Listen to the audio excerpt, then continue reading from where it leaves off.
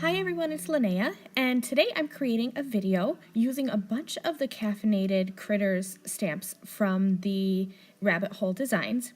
And this whole line, they have 7 right now, and all these little critters look like me pretty much every day of my life. So I thought it would be fun to stamp a bunch of them on a card and color it up and have that be the focal point of my card.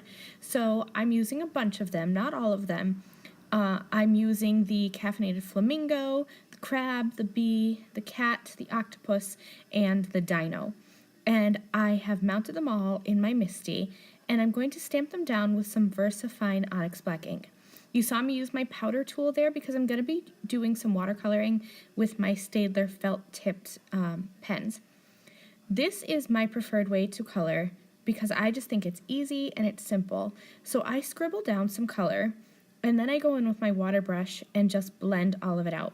And what I love about watercolor is that you can edit your colors. So like the little eyelid here, I didn't think was dark enough. I like to color these little critters with darker eyelids just to make them look even like tired. So I could go in and add a little bit of brown to the eyelid of the bee just to darken it up a little bit. And here you're going to see me scribble color onto my crab, and literally that's what I'm doing. I'm just scribbling color on. There is no need to really make this look nice because I'm going to come in with water and blend all of that out. So you saw me there add a little bit of brown to the eyes again. I'm keeping the eyelids in the same color family, but I'm adding some brown to it for the bee and for the crab. For the flamingo, I think I added some red just to make it look just a little bit darker. So I went ahead and finished coloring all of those little critters, and now I have taken some traditional pan watercolors and I've watered down some gray, and I've switched over to just a little pan of water. And I think this is a size 6 brush. When I do backgrounds like this, I tilt my card front up so you can see that I'm not holding it flat, I'm holding it up in the air. That way the water stays, it kind of pools at the bottom so I can pull it down as I color my whole background. I just thought that I like to do grays when I do a stamped background like this. I think it makes the colors pop more with that gray colored background. So I'm just going to keep going and watercolor the whole background. My tip for when you do this is to use a big brush as you can. I had some tiny little areas, so I did get some bleeding, but I wanted to use that size 6 brush because anything smaller doesn't hold enough water and enough color. You'd be sitting here forever painting this background, and it would probably dry on you before you could finish it up.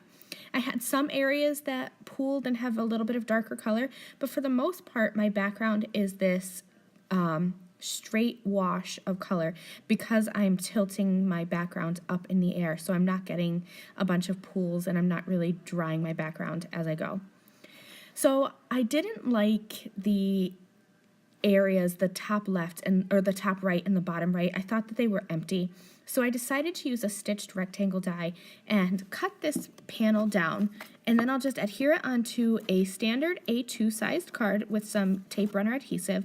Nothing fancy, just laying it flat down because I'm going to pop up my sentiment.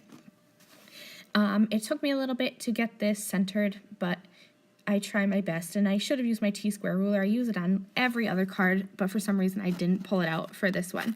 So once that's all adhered, I'm going to stamp out my sentiment onto some black cardstock, and I used white embossing powder, stamped the hashtag #MomLife 3 times, and this is from the Caffeinated Cat stamp set. This is probably my favorite sentiment out of all of the Caffeinated Critters line. I use it all the time. I think it's just super cute. I put it onto black cardstock, and I used some Spectrum Noir Sparkle to just give that some glitz and glam. So now this is a trick that I learned recently for your Nuvo drops to get them to be perfectly round and to dry faster. Just squeeze some out onto, I have a glass work surface here, but you could use an acrylic block or a glass plate or anything. And then I'm using a stylus and a paintbrush as well. I'm using the back of the paintbrush just to drop in some Nuvo drops here. And that's just a tip to get them to be perfectly circular, and they dry faster because you're not using as much of the product. So that's my card. Feel free to head over to my blog to see still photos and to get some more information about the products I used. Thank you. Bye.